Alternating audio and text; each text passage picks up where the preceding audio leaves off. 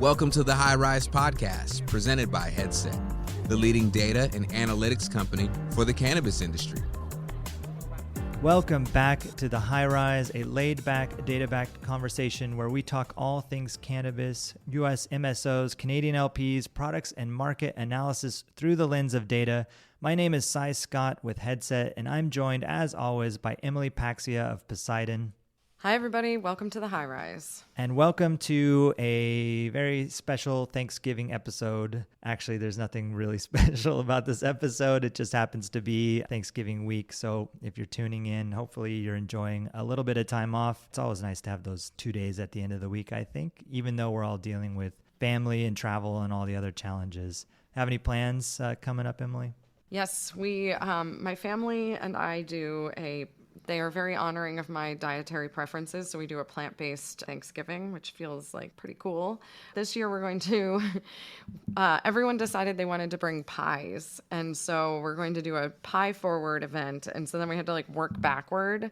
So there will be lots of pie at Thanksgiving, and I'm not sure, we're probably just going to have some salad before that. But you know what goes with pie really well is cannabis. So that'll be good. I like this. Yeah. And, we have a tradition. My sister and I used to run out to Ocean Beach and back for our homes, which was a pretty good run.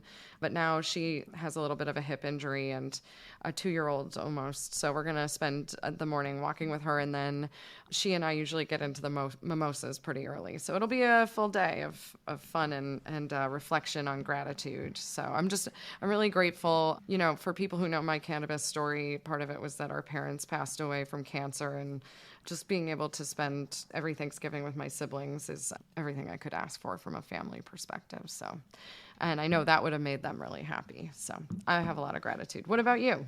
Yeah. No family. It's been you have children. Immediate family, fair. Yeah. Yes.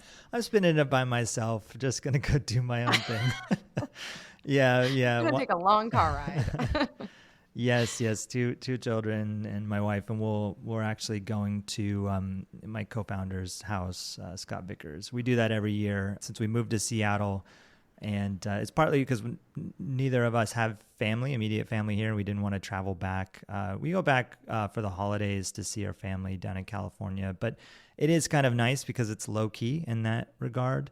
And yeah, just kind of a good opportunity to take a little bit of a break from everything. Everything kind of quiets down, here at Headset and then outside of Headset as well. And I think that will be a nice time to have. So yeah, but we're not. I don't know, this pie forward, salads, hiking. I mean, that sounds pretty good actually. You might be onto something there. Yeah, I think it's cool that you and Scott get to do that. I think that one of the media pubs reached out for a comment around something I'm grateful for in cannabis. And one of the things that I couldn't help but think about is how many good friends I've made in the space and who are also good colleagues. So we work well together. We have become friends. And I think that I have a lot of really important people in my life now that are in the cannabis industry, which is neat because they're all over the place. But I think, it's neat that one of your co-founders is, also like family for you. Yeah, it is. And I guess the thing we just have to watch out for is talking too much shop, It's like, oh yeah, family gets a little frustrated with that. So have to think about something else to talk about, which is, strange too, right? Because this is our world, Headset, this industry. And so, we've got to find other interests on Thursday this week. But anyways, looking forward to the break. Yep. Yeah, music. So hopefully everyone out there has some nice plans, and we'll see, what kind of news comes out this week. I'd imagine there's been some news, and I think towards the tail end of the week might get a little quieter, at least hopefully. It's always tough to stay on top of this stuff, but let's start with some US MSO news. The first thing I wanted to talk about today is Gage out of Michigan. So Gage, a chain of retail locations in the Michigan market. On November 12th, and I don't think we covered this when this happened, but the Gage shareholders approved the Terrascend acquisition. And that was, coming up. And I think we kind of covered that was going to happen, but it's all approved at this point. But this week, they made some headlines because they secured a $55 million debt facility seems to be all the rage these days. Everyone's got to have a debt facility, right? So 55 million, and it's going to be used for Michigan expansion is the primary use of proceeds. So I thought we'd talk a bit about Michigan and the Michigan market. Michigan is a growing market in the sense of, this climate we're in. And we talked a lot about this in earnings week with, Matt McGinley in particular. Kind of a lot of these markets that operators are in have kind of calmed down, and Q3 was relatively flat. Michigan, just as a market, has grown quite a bit this year. We estimate it to be $1.7 billion in sales year to date. So that's, up to this week, what the market's done. So that's a good sized market. It's a relatively new adult use market. And in their press release, Gage mentioned that they self-report. They have an average basket of $152. That was in the second quarter of this year. So average basket, the way people can think about baskets, it's the transaction, it's the receipt, it's what people are purchasing. And on average, $152, which is like really high. That's a big basket. And we see large baskets like this in medical markets, limited license markets, maybe a different type of audience there, maybe a patient who needs to buy a significant amount of cannabis. Maybe the prices are much higher in that market just because of supply and demand, the competitive landscape. But in adult use markets, that's a very large basket. And I was looking at headset data from Michigan, and at the height of Q2, at the point with the largest baskets we saw was April, and the average basket was $88.46. And that's pre-tax, post-discount. So where they come in, when you talk about a $152 basket, and this is self-reported, this is what they're saying, but that's 72% above average. I mean, you're getting close to like double at that point. But I will say that average baskets have declined since then, with the November average tracking about $71.28 for Michigan compared to the $88.46. And at the same time, basket counts are up. So in October, we saw 2.2 million baskets versus 1.7 million in April. So that's an additional 500,000 baskets. And so I bring all this up because it's not a dissimilar pattern, right? You see markets start to emerge, mature. And as they mature, there's competition. Pricing goes down. Maybe there's more supply, less supply constraints. And so you're seeing more baskets. There's more access. More stores are opening up. But those baskets are a bit smaller.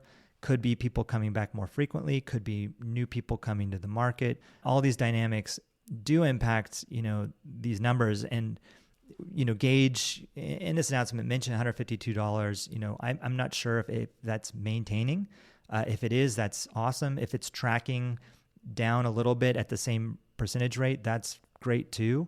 But I think the one thing I wanted to chat with you about today around this, Emily, was their basket metrics are strong, and they point to premium pricing on flower and proprietary strains. Are they positioned in the market as a premium operator and they can hold that position? Is this an example of someone who's just very focused on the upper end of the market? Is that what this is? Yeah, I mean, I do think they've been focused on that side of the market. Gage has definitely built a real brand. I kind of think of them as kind of sitting... and them and the cohort they sit in, because they also have the cookies relationship. So it's kind of like a Supreme, if anyone's familiar with that retail brand, Supreme of Cannabis, I think could be a good analog to it. And, I know getting a chance to speak with Jason Wild, I think he's really excited about playing with the Gage retail brand and strategy, and because now he has Apothecarium from California, which has always been an outstanding retail experience and has a very cool look and feel. And then they also have now this Gage retail experience as a brand. And so these two retail brands kind of fill different ends of the market, but they have a lot to offer. And really in a market where you start to compete around commoditization and, to your point, to just general competition of more doors opening, it is really important to have a brand around and an experience around it. And I think Gage has been really working on that. So I think that's where they are planning to tailor towards, but, you know, having that cookies relationship. And, you know, Terrascend announced that they have the cookies relationship exclusive in Canada, which is pretty big deal. I don't think a lot of people realize that, myself included, that they had the exclusive on the entire country. And I wonder how many smaller operators thought they were going to be able to do that, but there they are with Terrascend. So I do think they're playing at a certain tier, but I think there's also an accessibility around it. So it's not, you know, it's kind of like not Prada, it's more like Supreme. And I guess in a way is a way to think about it. Yeah, I like that. Yeah, Supreme's pretty hip, premium brand, right? Yeah. But yeah, there is room in the market for the Pradas, the Supremes. And I think if you can build that brand equity there and be associated with that and hold that, then long term, you're in a pretty good spot, especially as, you know, these baskets start to get beat up, pricing gets beat up. If you can stay above the fray. It's interesting that they mentioned, you know, that they have proprietary strains and premium pricing on flower. And that could very well do it too, right? If they're the only ones that produce these genetics, more reason to keep pricing high and keep people coming back, and people want something that's special. So that's cool. And your point about Jason Wild and Terrascend and that comment around Apothecarium is interesting, because I wanted to ask about the debt facility. I mean, I think you're closer to this stuff than I am, just how this works. You know, they're taking on debt to buy basically more stores. And, you know, we'll talk about some news with some other MSOs around that. But I thought it was interesting that it wasn't just like Terrascend debt. If Terrascend is owning them, if this is all approved, you know, why is Gage taking on the debt directly? But maybe it's because there's going to be an Apothecarium brand and a Gage brand, and not just one all under the same umbrella. Yeah, I mean, a lot with the debt, it depends on what's securitized in the debt instrument. And so what could have been is that the group that was doing the lending, I haven't had it, honestly, it's been a busy week. I haven't had a chance to look at it, but they may have underwritten such that the Gage assets in Michigan and maybe even some of the cookies relationship is the, you know, what they're securitizing that note against. And so I've seen subsidiary entities as the lending. Like some of the lending we've done, we've picked the entity within a structure that we wanted to lend against, because, you know, if all came to fail, then that was the entity where we were going to be able to actually extract value. It's also maybe had to do with the debt servicing of Gage itself versus Terrascend. So it's just interesting, and it's smart. Jason Wild is a very, very, very savvy investor, and he knows how to structure deals. And so I think that they probably looked very carefully at this and made some specific choices around it. And you're right, maybe it'll be that they do hold different debt instruments or different financing instruments associated with the different subsidiary entities. And while we're on the topic of Michigan here, you know, more news this week out of Michigan. There was a product recall. The headline is that a statewide recall has been issued for marijuana products tested by safety compliance facilities Veritas North and Veritas Laboratories. So maybe there was an issue with this specific lab, but it is impacting a number of operators. And it did say that included in the recall are all marijuana products tested by Veritas Laboratories, except for inhalable marijuana concentrate products, such as vape carts, live resin, distillate, or any other cannabis concentrate created through residual solvent extraction. So everything else, you know, I guess, I don't know if this goes into things like edibles because it's an extraction, but who knows? So it is kind of an interesting headline, maybe some headwinds for some of these operators. And I don't know if this will impact Gage. I don't think I saw them on the list. They could have a DBA, so we don't know if they're listed. But, you know, when it comes to the licensing, because that's from the Michigan state level, that information. But I think that across the board, this is bad news. The operators have to rely on these labs, and it's often a choke point in the states. And what's worse is when something like this happens, and now you have to navigate that because it impacts every aspect of the business, including cash flows. And God forbid the product then tests out when you thought it tested in. And anyway, so I'm feeling sorry for the operators there that have to navigate it. And we all do this, you know, it's all for the end benefit of the consumer that we have lab tested products. And I think it's a critical aspect of our entire process here in cannabis. But, you know, if the labs mess it up, it's a very difficult situation for the operators. So hopefully this gets resolved. Yeah, let's hope so. So moving on from Michigan, kind of to close out our earnings conversation, AYR announced their metrics and some other things as part of that. I think, the big takeaway was kind of, it was in line with pretty much everybody else, where you had Q3 revenue 5% quarter over quarter. I guess they missed some of their guidance that they had set out. They noted some delays in projects underway in New Jersey, Massachusetts, Ohio, and potential pricing pressure in maybe all of their markets. But all in all, just kind of what was expected, I would say.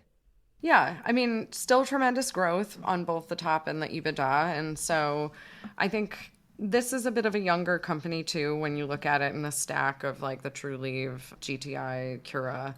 So the younger ones, I think this was a bit of a quarter for them in terms of getting their guidance dialed in a little bit tighter. Also, AYR has been a story about pulling a lot of things together, kind of like Verano. And I think that makes it a little bit more difficult on the guidance front. And then that also, there have been delays in these markets where they are feeling it, like something like Pennsylvania. So it's one of those things where you think about what you can control in your business and then what are the delays that are external to your business and how can that make it very difficult for giving guidance. And it certainly plays out in this industry time and time again. But I think they're doing a pretty great job of pulling this together and going forward. Yeah. And so apart from the earnings, they made some headlines this week with the Dispensary 33 acquisition, which I believe was one of the independent operators, maybe 2 locations. I thought it was 3. Oh, 3 locations. But maybe I'm making that up because it's 33. Yeah, 33 locations. Yeah, I think it might be 2. I'm sorry. Well, we'll find out. Yeah. But Illinois is pretty interesting. Obviously, it's a market with a lot of upside, I would say. It looks like they paid $12 million in cash, $3 million in seller's notes, and $40 million in stock. So that's $55 million in total comp there. If that's for 2 stores, what is that, 26, 27 million a store, maybe a little less if it's 3. One thing about Illinois that's interesting, I think there's about 110 dispensaries operating today. There's supposed to be more being issued, but there's things are being tied up in courts. I think it's supposed to be 185, but the way those licenses were issued and other things happening, I think they're not open yet. So this is interesting. What happens when more stores open? The value of Dispensary 33 less. So is this a good deal for Dispensary 33 because it's going to get more competitive? Was this a good deal for AYR as a way to jump into an operator because the other stuff is so tied up and Illinois is still a good market? Illinois is doing, it's done 1.5 billion year to date. So that's not bad for, 100 plus stores. Look, I think that it's an important market for them to be in. And so there might be a little bit of a premium for a good market like that, especially because, as we've talked about in prior episodes, they've got the Levia beverage and other brands that they're looking to put into more and more doors and have more reach. And I think Illinois in particular is going to be an interesting market for beverage. So I actually think everything east of California basically is going to be an interesting market for beverage. They will be born here maybe, but they will thrive in other markets where people are really excited about having it. Anyway, I think it was a good move for them. I think a lot of times when people are looking at the MSOs, they look at the footprint to make sure that they have check the box of exposure. And so this was a pretty good one for an entry point for AYR to get into Illinois. Yeah, definitely. And then next quarter, I think they pointed to growth coming from some acquisitions like this that they've done in Pennsylvania. Speaking of Pennsylvania, there is some more recall news that goes beyond Michigan.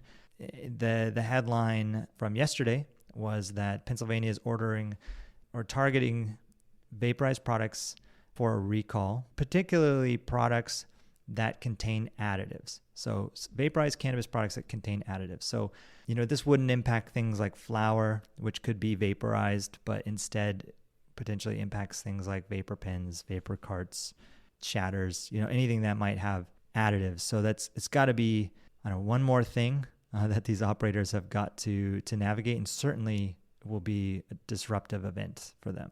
Yeah, I don't know. We talk a lot about how you can try to look around corners from what we've seen in other markets that's gone wrong. And, an example of this would be when Maureen Dowd had her famous experience of eating too much cannabis and was bouncing off her hotel room walls. And then we had to do a relabeling and repackaging, and the Colorado operators were very much hit by that at the time. It was many years ago. And now we try to think about this with our operators, like be thoughtful about the dosage, the clarity, the transparency on the labeling, and just get ahead of it, even if it's not required in the state.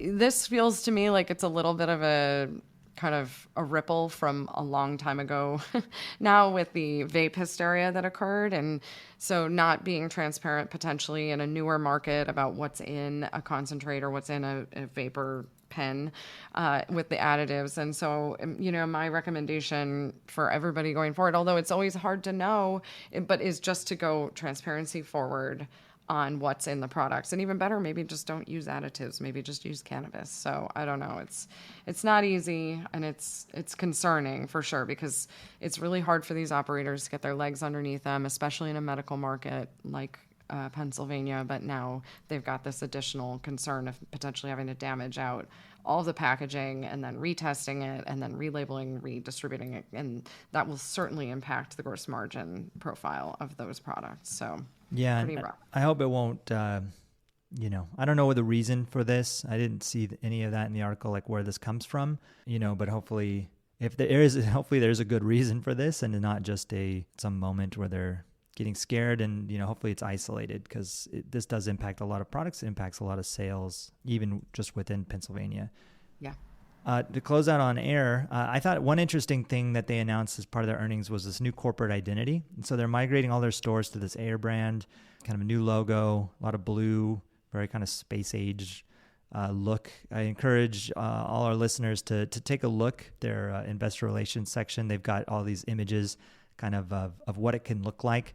I'm personally a fan of when organizations do this, when they try and bring their corporate identity, all these stores that they've been acquiring across these different regions under one umbrella. Because I'm really interested in seeing, a mainstream brand being created in cannabis. And I think that only happens when you have scale. But not only do these operators these MSOs have scale, but when they're under the same umbrella, I totally understand how it's not going to necessarily move the needle. Like, just because they all look different, the stores look and feel the same, it's going to really change. But long term, you don't want this like patchwork of locations. I like the idea of them putting it under, one look and feel, and it's pretty unique, I gotta say. So I encourage everyone to take a look at this, and we'll see what the finished product looks like. One thing in these photos, I was kind of bummed they didn't actually like put their products on the shelves. It's like in your comps, like put your products, and that they also talked about their CPG brands, and they divide them into power and core brands, which I think means like premium and kind of mainstream standard brands. And they categorize them like Levia, the beverage, is on one of their power brands. They don't have an edible power brand for whatever reason. Maybe there's a space there for something to come. But like in these comps, these mock-ups of your future stores, like put Levia all over the shelves, right? But they didn't do that for some reason. Anyways, take a look. We'll see how that rolls out. Real quick, moving on to Canada. So Canopy Growth made some headlines. Their CFO and CPO are out. I think they got some shockingly good packages with this, exit packages. I don't remember the number exactly. In the millions, if not tens of millions. Yes. Definitely millions in cash, and then definitely a lot more in stock. So yeah. Amazing. So what's interesting here, I want to talk about the chief product officer. So with the chief product officer out, Tara Rosolowski is the interim chief product officer, and she's coming from her role as VP of beverages and edibles for Canopy, and she did the Quattro brand, which we've talked about. That's the CBD or the drink brand, and they're also doing the CBD drink brand in the U.S. through Southern Glazer's distribution, and the Martha Stewart CBD lineup. She comes from ConAgra, big background in CPG. So I'm thinking, when you have a hammer, everything looks like a nail. Is Canopy just going to be focused on beverages and edibles? Is she going to be broad enough to like look at what's really selling out there, and can they fix some of these problems that might have pushed the other CPO out?